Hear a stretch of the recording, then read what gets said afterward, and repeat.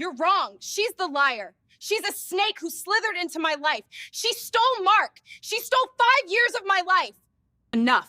Ms. Vance, you couldn't face the consequences of your own infidelity, so you unleashed your pathological hatred on an inanimate object. It was a cruel, calculated act, stemming from a hollow soul and a personality so warped it may be beyond repair. Before Judge Carter are two women who once called each other sisters. The plaintiff is Jessica Miller, a young woman with eyes red and swollen from crying, yet still holding a glint of determination. She struggles to maintain a brave facade, but the hands resting on her table tremble uncontrollably. Opposite her, at the defendant's table, is Chloe Vance. Chloe leans back in her chair with a haughty, contemptuous expression, wearing an expensive designer outfit as if she were attending a garden party.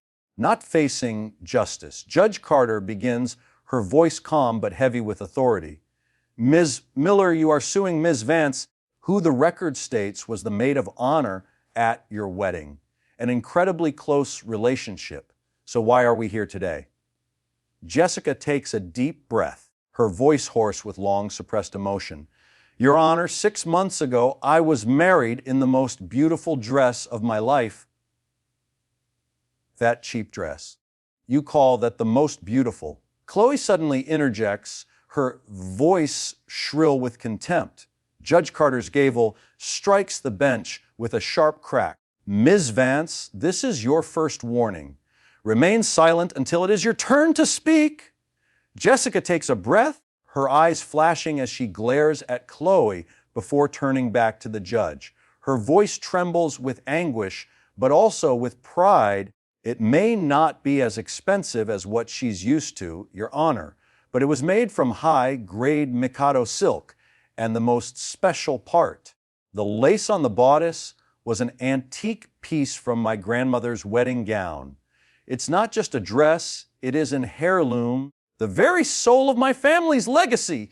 As Jessica sobs, Chloe openly rolls her eyes and lets out a dramatic sigh. Jessica continues, her voice reliving the horrific moment. 2 months later, it was Chloe's turn to plan her wedding. She came to my house, crying hysterically, begging to borrow the dress. And I, like a fool, I believed her. Judge Carter turns to Chloe. And you obviously did not keep your promise, did you, Ms. Vance? Chloe's lips curl into a grotesque smirk. Oh no, Your Honor, I made it better. I liberated it. The courtroom falls silent. Judge Carter narrows her eyes. Liberated, yes, Chloe replies in the tone of a pretentious art critic. I conducted a performance art project, a profound statement on the vanity of marital rituals. I call it rebirth from silk and soil. I even hired a professional installation art photographer to capture every moment. This wasn't destruction, Your Honor, it was creation. To put it bluntly, the judge's voice is bone dry. You destroyed it. As the photo evidence is presented, the air in the courtroom thickens with outrage. A photo of Chloe pouring a bottle of red wine over the white gown. A photo of her frantically stomping the dress in the mud. And finally, a close-up of her holding a pair of scissors, cutting through the priceless antique lace. Judge Carter holds up the final photo. Ms. Vance, in your statement, what did these scissors symbolize? Freedom from the burden of someone else's family history. Chloe remains defiant. They symbolize the shattering of normis abold. Feminist act. Judge Carter's patience has run out. She turns back to Jessica, her voice softer.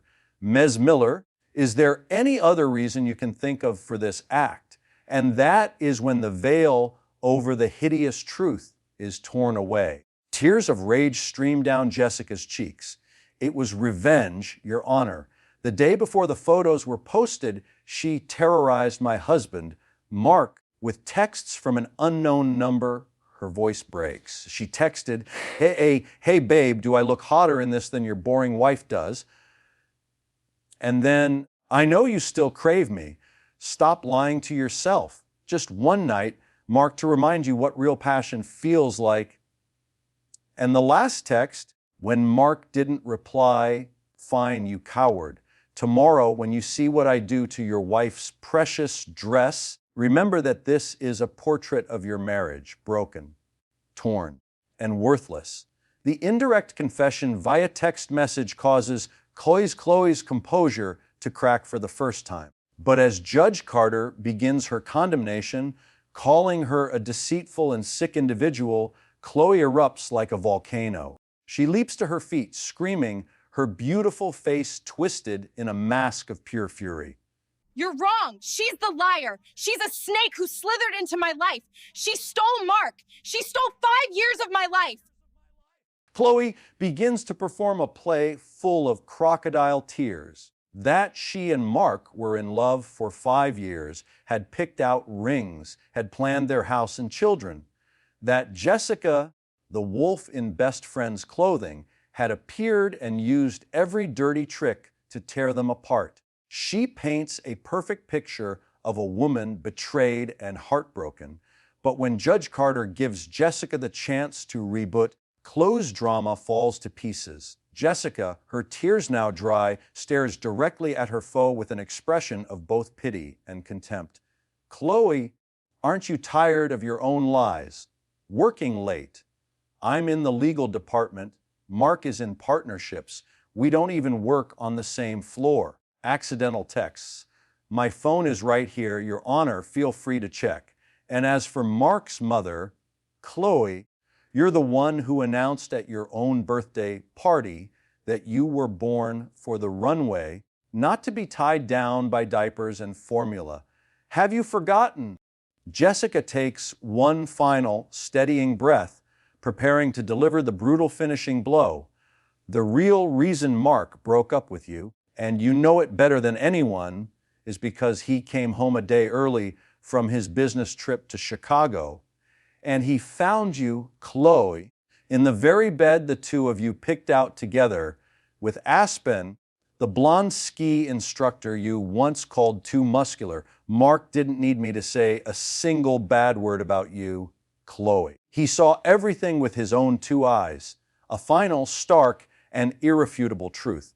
The victim play was over. Chloe's true portrait was not that of a jilted lover, but of a caught traitor, lashing out with the most cowardly form of revenge. Judge Carter's gavel strikes hard, its echo a full stop to all the lies. Enough. Ms. Vance, you couldn't face the consequences of your own infidelity, so you unleashed your pathological hatred on an inanimate object. It was a cruel, calculated act, stemming from a hollow soul and a personality so warped it may be beyond repair. Judgment for the plaintiff, her voice rings out. The defendant, Chloe Vance, will pay the full value of the dress, $5,000, and an additional $2,500 for extreme emotional distress. That is a total of $7,500. And my advice to you, Ms. Vance, is to take the money you were planning to spend on your next designer outfit and get therapy. You desperately need it. Case closed.